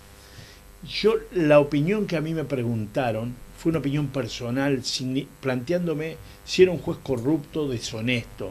Yo dije que no tenía conocimiento y que creía que había que hacer público una opinión de que no conocía actos de deshonestidad. De ahí a valorar como positiva la decisión del juez sin conocer el expediente y con semejantes resultados, fue una utilización que en el medio de esto algunos pícaros lo usaron. Pero también es importante resaltar que inmediatamente, cuando tomé conocimiento de las circunstancias, planteé las decisiones que tenían que tener los jueces como consecuencia de que era necesario modificar la ley para que no tuvieran los beneficios que tienen los violadores, los secuestradores y los que hacen violencia de género. Pues yo me pregunto, es muy fácil discutir cuestiones hoy en las cuales todos estamos de acuerdo, que los resultados de la decisión del juez fueron lamentables, dolorosos y lacerantes, porque hubo una chica que murió. Acá lo que se perdió fue una vida, y yo me pregunto, a ver quién puede opinar lo contrario, sobre todo porque uno no tiene puesto el dolor ahí, es un dolor secundario, pero hay que ponerse en el lugar de los padres que son víctimas de esto. Yo me pregunto, ¿qué es lo que tenemos que hacer en la sociedad con estas personas? Esta es la gran discusión de hoy, porque es muy fácil. Yo recuerdo el caso de la muerte de Guillermo Ibáñez, hijo del diputado nacional Diego Ibáñez en Mar del Plata, un secuestro extorsivo. Y en aquel momento... asesinando, ¿sí? Exacto. En aquel momento se habló de la pena de muerte. Y fue como una espuma que salió. Y yo digo que si hoy aquí hubiéramos podido, ante un hecho indubitado, hablar de este tema, muchos hubiéramos sugerido la pena de muerte. Pero lo cierto es, ¿cuál es la decisión que toma la sociedad respecto de estos tipos que son incorregibles y que tenemos la certeza y la garantía que van a volver a delinquir y que quizás su libertad está vinculada a cobrarse otra muerte? Entonces, este es el gran debate que nos debemos dar en nuestros días. ¿Qué hacemos? Claro, porque es muy fácil hacer especulación política, hacer facilismo político hoy, subirnos a la ola del rechazo. Acá lo que hay que poner es una opinión racional para trasladarla a una ley que tenga como mínimo que estas personas no tengan privilegios de salida. Y después modificar el contenido de la ley. ¿Qué hacemos con estas personas irrecuperables? ¿Hay alguna posibilidad de un tratamiento muy especial y restringido? Hay quienes sostienen que en casos indubitados la pena de muerte es el camino, y hay otros que creen que hay que circunscribir la existencia de estas personas a un ámbito de encierro muy... Claro, porque encima, porque además han fracasado las cuestiones cuando se los anula, de digamos. terapia. No, cuando se los anula físicamente, digamos, ¿no? Sí. No me acuerdo el término en este momento. Sí, como la castración. Claro, porque dice que los estudios indican que el violador, más allá, digamos, o sea, si tiene una cuestión química, digamos, o de castración, utilizan otros elementos para producir la violación. Sí. O sea, palos o no sé qué, digamos. Sí. O sea, va vinculado. Lo siguen haciendo, digamos. Sí, bueno, esto es clarito. Acá, aún en caso de no haber existido violación, existió el hecho lacerante de matarla. Es de una crueldad. Realmente, ¿qué podemos esperar? A ver, ¿qué esperamos del futuro de este tipo, del que cometió este delito? ¿Qué espera la sociedad de esto? ¿Cuál es la solución? ¿Puede haber medidas regeneradoras de esto? Yo no apostaría a ver que los que hagan la apuesta a que esta persona se regenere, que pongan en el medio la vida de sus hijas o de sus nietas. Porque es fácil filosofar cuando uno no es la víctima, pero yo le preguntaría a los padres a ver cuál es la opinión. A mí me parece, mira, yo voy un par de veces por semana, tengo 4 o 5 defendidos con privación de la libertad. Nunca en mi vida defendí ni un violador, ni un secuestrador, ni una persona por violencia de género, porque son delitos altamente repugnantes, casi más que el homicida por causalidad. Y veo el desenvolvimiento. Creo que hay un porcentaje que se recupera, y sobre todo porque se han instrumentado políticas de recomposición con mucho esfuerzo. Pero hay un porcentaje que uno ya ve que es imposible que no vuelvan a reincidir. Entonces yo creo que tenemos que darnos una política muy severa para los reincidentes o para los delitos irrecuperables, como es la violencia de género, como es el secuestro extorsivo y como es, obviamente, la violación. A tal punto es repugnante esta cuestión, Daniel, que en la misma cárcel los violadores son discriminados por los otros presos. Claro. Fíjate al término que llegamos, que los propios presos son los encargados de castigar este delito. Entonces, si los presos, que es un escalón inferior a la sociedad y que están privados de su libertad, castigan a los violadores, discriminándolos como mínimo, claro, ¿cómo es que la sociedad no toma un camino más severo para con estas personas? Entonces a mí me preocupó enormemente. Obviamente en el medio de esto hay quienes interpretan de una manera o de otra las cosas o aprovechan las circunstancias para sacar ventajas políticas, pero es de una inmoralidad sacar una ventaja política cuando en el medio hay una muerte y una familia que sufre, que eso es tan repugnante casi como los delitos. Es un oportunismo. Yo creo que lo serio, yo he visto profesionales serios, yo he discutido esto con profesionales serios, he visto, por ejemplo, el doctor Weinberg, que ha mantenido una posición muy severa respecto de las privaciones y de los privilegios respecto de los que cometen delitos determinados, una posición filosófica muy positiva, y hay gente que sin conocer plantea esto desde el oportunismo político. Si nosotros pudiéramos solucionar la problemática de los violadores con una medida oportunista sería fácil, pero es tan grave el problema de fondo que es muy difícil decir qué es lo que hay que hacer en esta materia. Lo corro de esta cuestión específica. Estoy ansioso esperando el libro suyo. ¿Ah, sí? Sí, he leído un par de capítulos. No leyó un par de capítulos. He leído leyó un anticipo de 2 capítulos, o sea. Sí, pero también... Yo he puesto a consideración unas partecitas nomás, como para que... Una especie de picadita, así de unos palitos con unos maníes. Atractivo y espero que toda la temática del libro permita leerlo con la avidez que uno lo leyó en eso. Y como yo soy un radomante, que sé leer lo que usted va a escribir antes de leerlo, espero con expectativa lo del libro, ¿no? Bueno, son 450 páginas, así que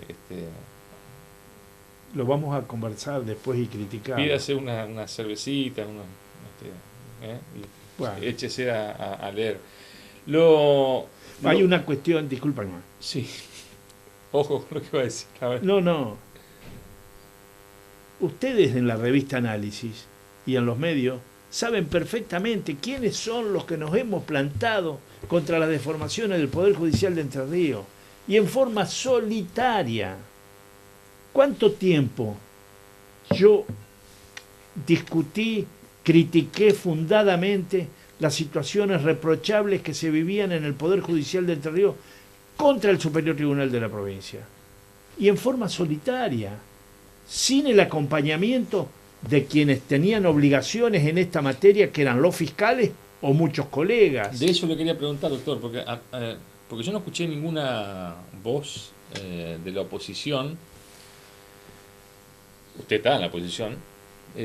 Por esta decisión que tomó la doctora Misahuac la semana pasada, de decir no voy a dar lectura a la memoria anual del alto cuerpo, ni hablar de los proyectos para el periodo en curso, y les voy a enviar por mail, digamos, mi discurso.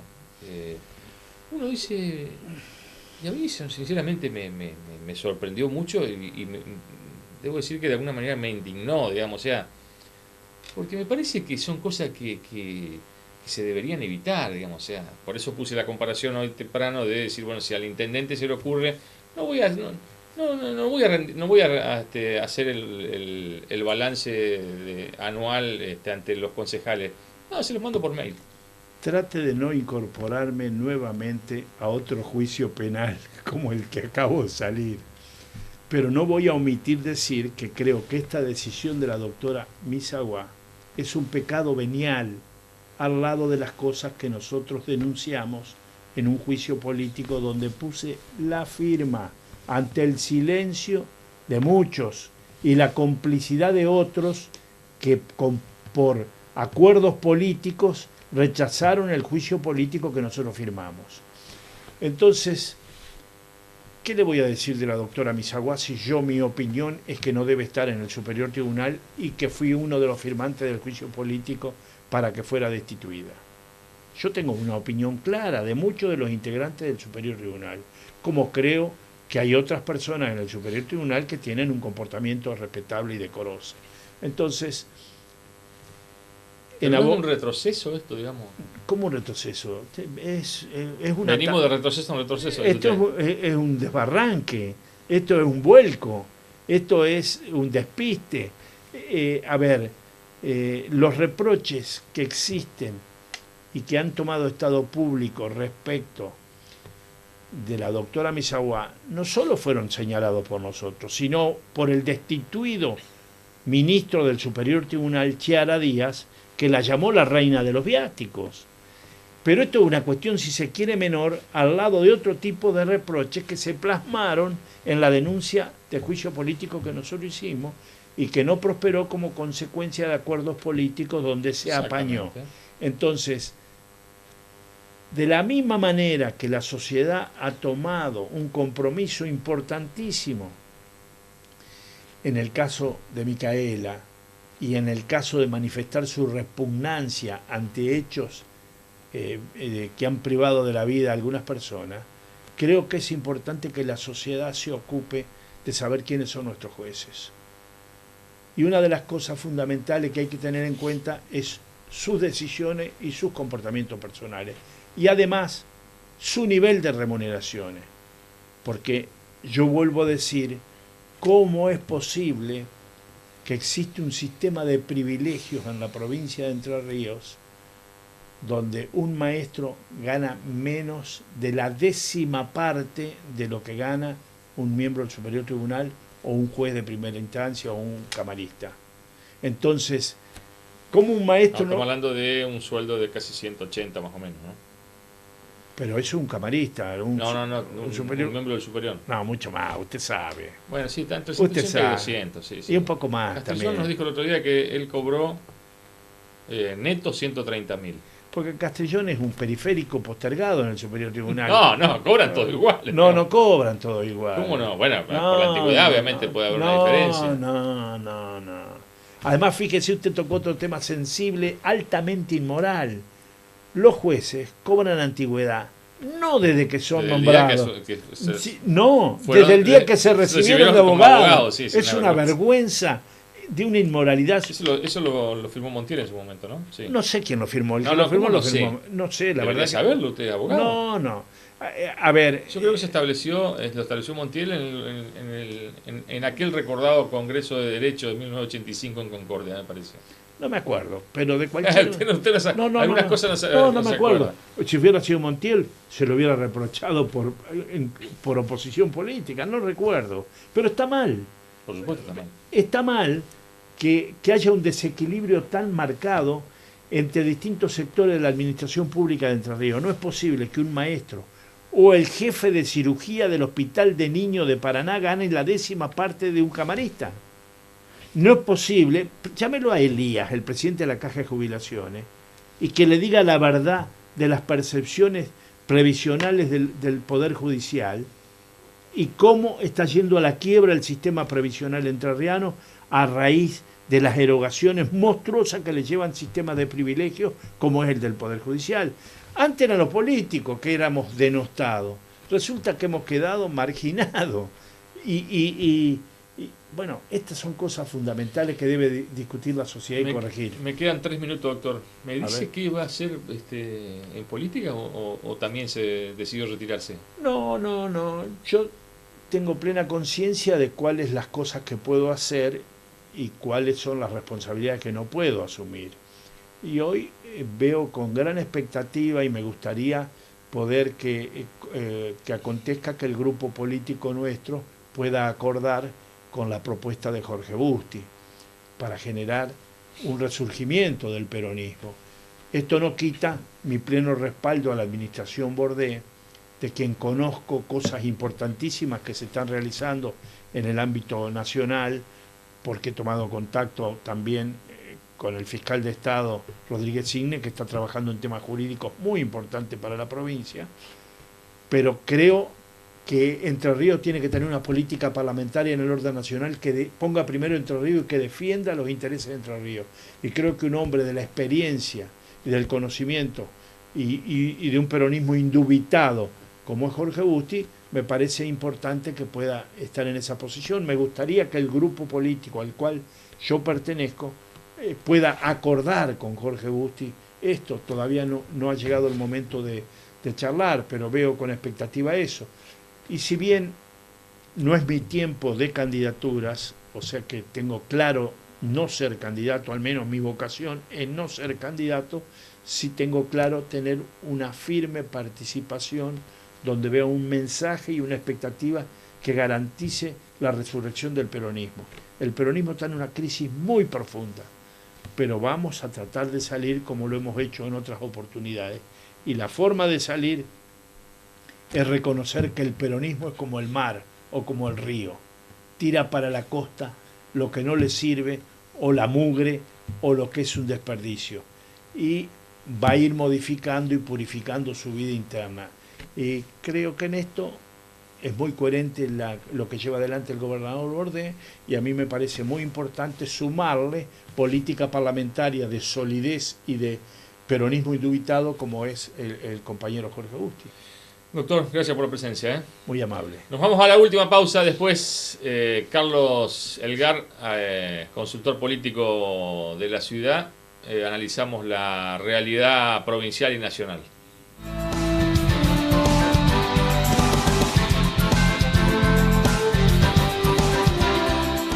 Venta y alquiler de trajes y vestidos de fiesta. Exclusividad en señoras. Vení a conocer lo diferente.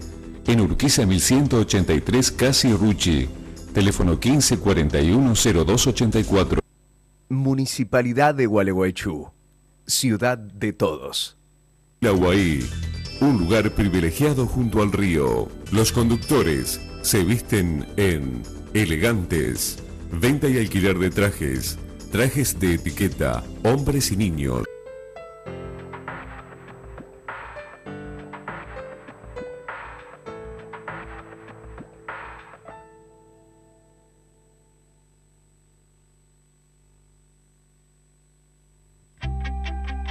Tu río.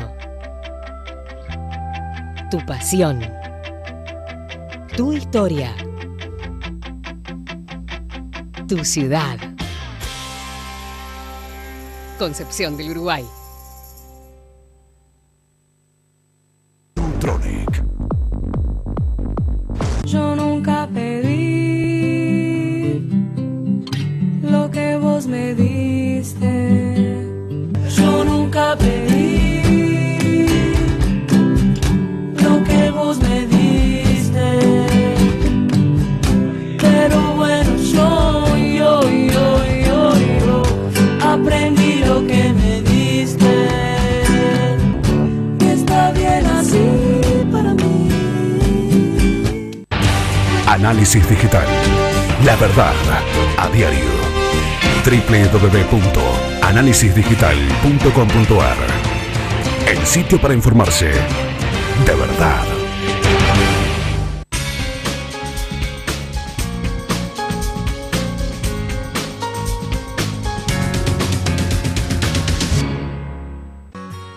Empecemos por casa, siempre hay algo por hacer. Lavá y cambiá el agua del bebedero del perro todos los días. Reemplazá el agua por arena húmeda en floreros y plantas acuáticas. Evitemos el mosquito. Un mismo horizonte. Gobierno de Entre Ríos. Cocina integrada, cocina separada, empapelado, sillón, sillón en L, tina, jacuzzi, alfombra, alfombrita, pintura fresca, tele que parece cine, parrilla, juego de jardín, pileta con deck, pileta con venecitas, pelo pincho, balcón con plantas, casita en el árbol para el perro, vestidor, portero con visor. Tu casa, como vos quieras. Pedí tu préstamo hasta 150.000 pesos en la app NBR Móvil o hasta 500.000 en sucursales. Préstamos para renovar tu casa, préstamos personales. Nuevo Banco de Entre Ríos. Acá, para vos. Vení a Villaguay, vení al centro de tu provincia para estudiar, para trabajar, para producir o simplemente para pasarla bien. Villaguay, polo educativo y de producción. Termas y un marco imponente. Villaguay, centro de Entre Ríos.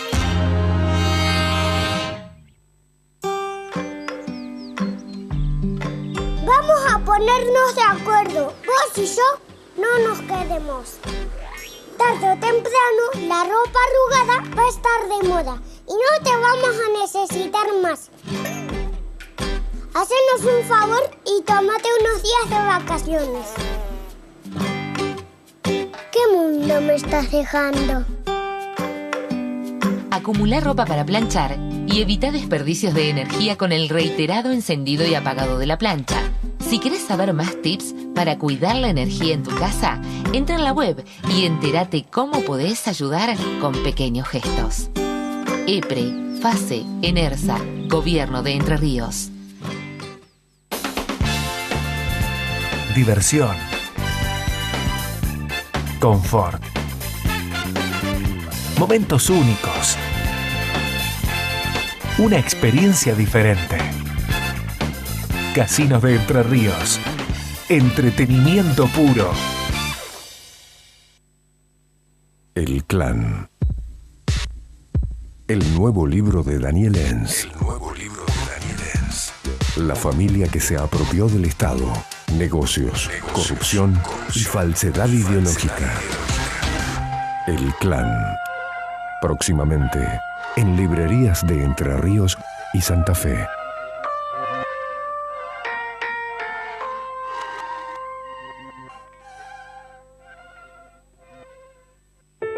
Las veredas rotas son un problema para todos. Si la vereda está rota te podés caer, tenés que bajar a la calle para cruzar. Y es aún peor para los niños y los abuelos. Ahora la municipalidad te ayuda a reparar o construir tu vereda. Consulta facilidades, promociones y plazos. Programa Municipal de Arreglo y Construcción de Veredas. Acércate a Carriego 380, teléfono 422-0901. Atención de 7 a 13 horas. Vamos para adelante. Municipalidad de Concordia.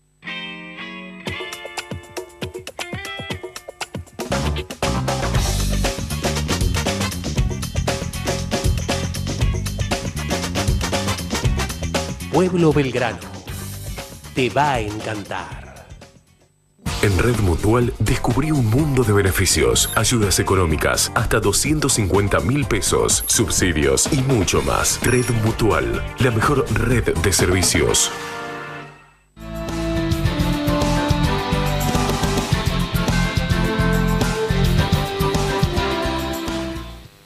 Bien, Carlos Vilgar es consultor político de la región, de la ciudad, y está aquí con nosotros. Carlito, buenas noches. ¿Qué tal? Buenas noches, Daniel, gracias por tu invitación. ¿Cómo está la cosa de acuerdo a lo que vas sondeando con tu gente? ¿Cuánto le cambió a la gente el humor respecto de lo que pensaba de Macri y su gobierno, digamos, ¿no? Bueno, mira, a ver, Macri, para hacerte una introducción, es un producto de lo que el marketing bien trabajado puede llegar a ser. Porque es el estereotipo contrario a lo que es el concepto de, lo que es el perfil del concepto de empresario argentino. Vos fíjate que en nuestra sociedad el ser empresario es una contraimagen para el político. Y Macri llega siendo con su apellido de empresario, con su historia, a ser presidente de la nación, algo que nadie se lo hubiera imaginado. De pasar a ser el hombre más odiado en Capital Federal, hay todo un proceso de conversión en el cual se convierte en el presidente. Hoy lo que al gobierno le sigue sosteniendo un poco las esperanzas electorales para octubre son las variables de lo que se denominan las expectativas. Cualquier encuesta que vos tomes, cuando vos haces las preguntas, digamos, de lo que es la actualidad, los valores son más bien negativos. Cuando vos la pregunta la proyectás hacia el futuro inmediato, los valores se convierten en positivos. Eso es lo que... ¿Cómo se entendería eso? Claro, por ejemplo, cuando vos decís cómo le va a ir, cómo cree que le va a ir la economía del país o cómo cree que le va a ir a usted en este año, ahí los valores positivos aumentan. Cuando vos le preguntás cómo está hoy la economía o cómo está su economía actual, ahí los valores negativos crecen.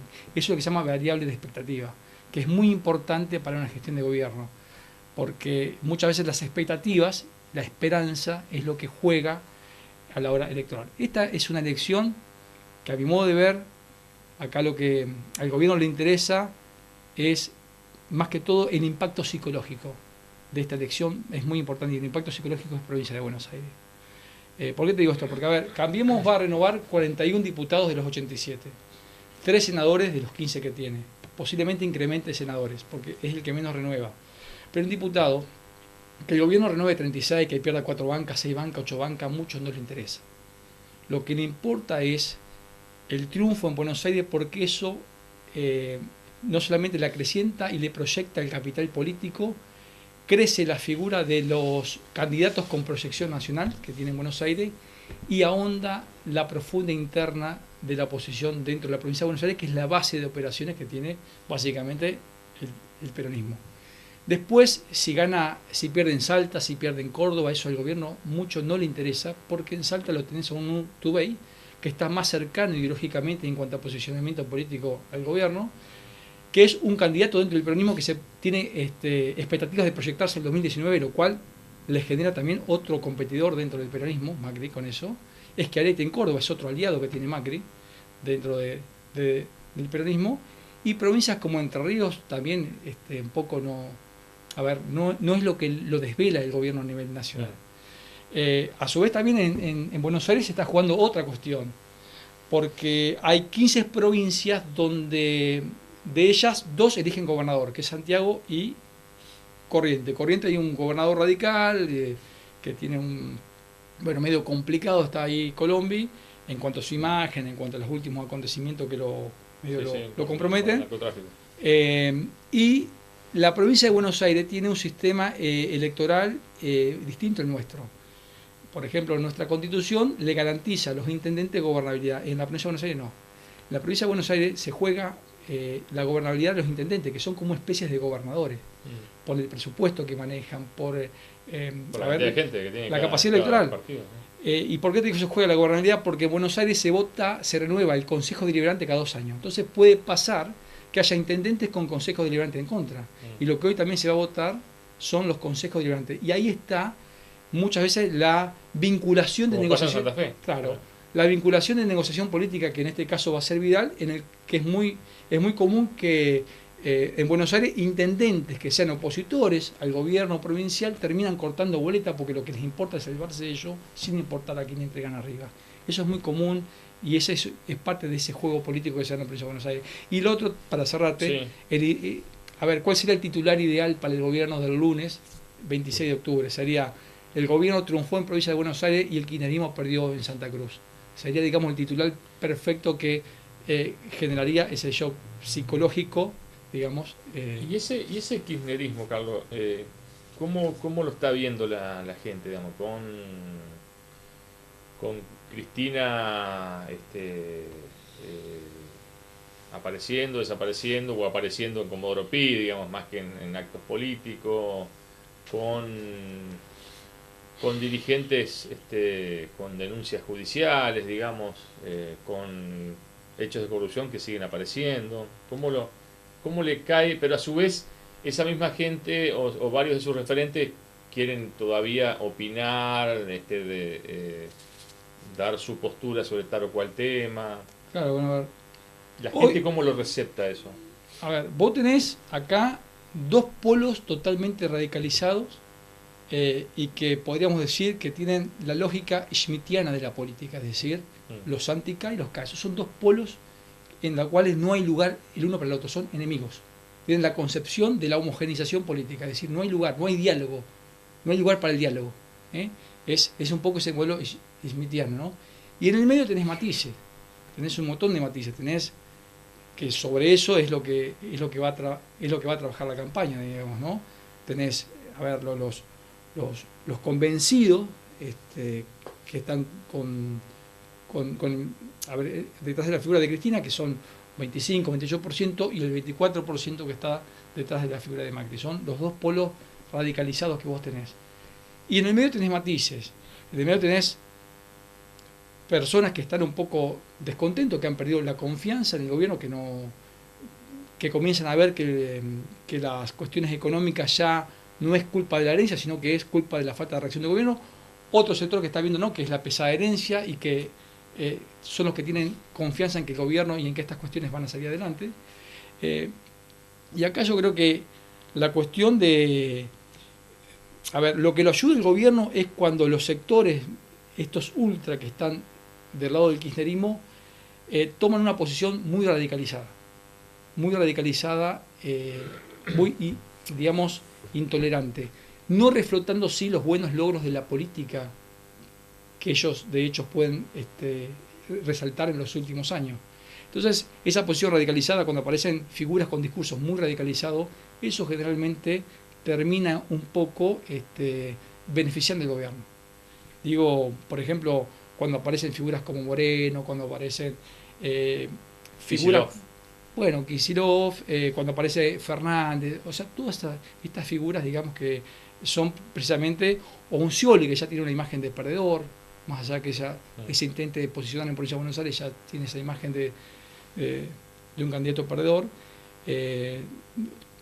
lo terminan ayudando al gobierno. Todas las imágenes y discursos radicalizados y que tengan un gran contenido de violencia no le hacen bien, digamos, al kirchnerismo. ¿Y en la provincia qué se ve, digamos? O sea, ¿cómo se lo ve a Bordet? ¿En qué medida notás que Bordet trata de distanciarse de Uribarri?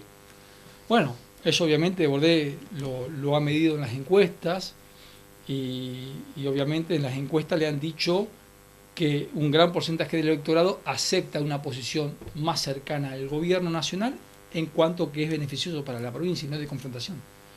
Porque lo que acá hay que entender es que ha habido, en un mayor porcentaje del electorado de nuestro país, ha habido un cambio en cuanto a la demanda de una forma de hacer política. Hoy la mayoría de los ciudadanos acepta una política de mayor moderación. Eso es así. Eso se vio en las últimas elecciones y se ve en las encuestas. No de radicalización. La radicalización tuvo su efecto después de una crisis. Cuando vos venís de una profunda crisis, la gente lo que busca son personalidades fuertes, como fue el caso de Néstor Kirchner, un hiperpresidencialismo, un hombre fuerte, un hombre de características paternalistas, ¿no? En el momento cuando vos comenzás a salir de la crisis, la gente... Después lo sigo Cristina, obviamente, con esas mismas características. Por eso, cuando vos comenzás a salir de la crisis, la gente ya siente que lo que tiene es ya un derecho consolidado y ganado. La cuestión de la política radicalizada, de confrontación, ya termina de tener su efecto, y es lo que pasa en todos los países, ¿no? Y se pasa hacia una política un poco más moderada. Hoy son los políticos que tienen una cierta moderación los que miden mejor. Te puedo nombrar a nivel local, por ejemplo, Laurito en Constitución del Uruguay. Es un político moderado que, más allá de que fue parte del gobierno de Uribarri, pero es un político que tiene una posición de moderación política, y eso es lo que le permite, en el caso de Laurito, por ejemplo, tener una imagen y una aceptabilidad enorme en la ciudad en la cual él gobierna. Y en eso, ¿hay margen para sectores del uribarrismo? ¿En la provincia o a nivel nacional? En la provincia, más vinculados incluso al kirchnerismo, o considerás que la gente es como que va marcando distancia de sectores así que gobernaron, digamos, bueno, a ver, tantos años? La imagen que transmite Bordet es de moderación. Ahí tenés, es la imagen de moderación, y es el hombre que hoy está mejor posicionado en la elección para el 2017. La oposición la veo un poco desarticulada en Entre Ríos. Tenés un PRO dirimiendo sus internas, tenés todavía falta el capítulo de la negociación de la banca entre el radicalismo, el PRO, el sector del peronismo, porque no te olvides que Cambiemos una alianza que está integrada por un trípode donde tenés el PRO como un partido nuevo, el radicalismo como la base territorial y que le da ese aire de republicanismo, y el peronismo, la pata del peronismo, que es una especie de paravalancha, que es lo que está conteniendo un poco la cuestión social y tiene inserción en algunos sectores gremiales, ¿no? Eso es Cambiemos. Es una alianza que tiene tres patas, digamos. Y bueno, hay que ver cómo se articuló a Cambiemos en la provincia de Entre Ríos. Hoy en día está, digamos, un poco, desdibujada frente a la imagen del elector. O sea, ¿quién es el candidato? ¿Cuáles son los potenciales candidatos? Ahí no hay una imagen presente, digamos, ¿no? Y espero que este proceso de estos capítulos previos al cierre de lista sea lo más ordenada posible, porque el desgaste le va a jugar en contra frente a un gobernador que está mejor posicionado, con mejor imagen, porque tiene esa postura de moderación política, que es lo que hoy la gente aprueba. No me lo nombraste a Massa. ¿Es como que ha desaparecido un poco la figura de Massa? Claro, porque a Massa, frente a la polarización, porque el macrismo está usando la misma táctica que el kirchnerismo, es igual, es la polarización, es amigo-enemigo, es una postura así, tal vez un poco menos radicalizada, pero está jugando eso. Y cuando a vos se te polariza la política, poder posicionarte te es muy complicado, porque ¿cómo te posicionas? Cuando el masismo ha aprobado o ha acompañado alguna crítica del kirchnerismo, el gobierno lo usa para pegarlo al kirchnerismo. Cuando el masismo acompaña al macrismo, el kirchnerismo lo trata de neoliberal y de la derecha. Entonces es muy difícil posicionarte frente a una polarización política tan fuerte. Y aparte, Vidal, que tiene un pragmatismo político muy, que está aplicando en el gobierno, está captando muchos sectores peronistas en la provincia de Buenos Aires y muchos masistas. Muchos masistas están pasando hacia el gobierno de Vidal y eso lo tiende a debilitar. Por lo tanto, hoy Massa está un poco esperando el momento, esperando alguna oportunidad para aprovechar y volverse a posicionar. Y bueno, y algunas espadas de Massa mucho tampoco no lo ayudan para posicionarse. Así que en estas elecciones, digamos, que uno sabe que son legislativas, que no son las ejecutivas que determinan gestiones, digamos. Sí. ¿Cuánto de factura considerás que le van a pasar al macrismo por sus errores? Mira, todo tiene que ver con cómo la gente perciba sus expectativas frente a un gobierno, porque estas elecciones son para primero castigar. Y generalmente, cada vez que en una elección intermedia en la provincia de Buenos Aires, el resultado de la provincia de Buenos Aires determinó la elección a presidente en la elección siguiente. Por ejemplo, 87, pierde Armendari, en el 91 gana Menem.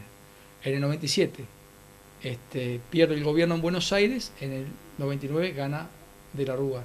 En el 2013 pierde Buenos Aires con Massa, en el 2015 gana Macri.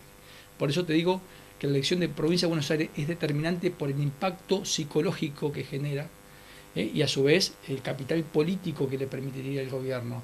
Las demás provincias mucho no los develan el gobierno. Vos podés perder 30 diputados de banca, pero en realidad el escenario político no cambia.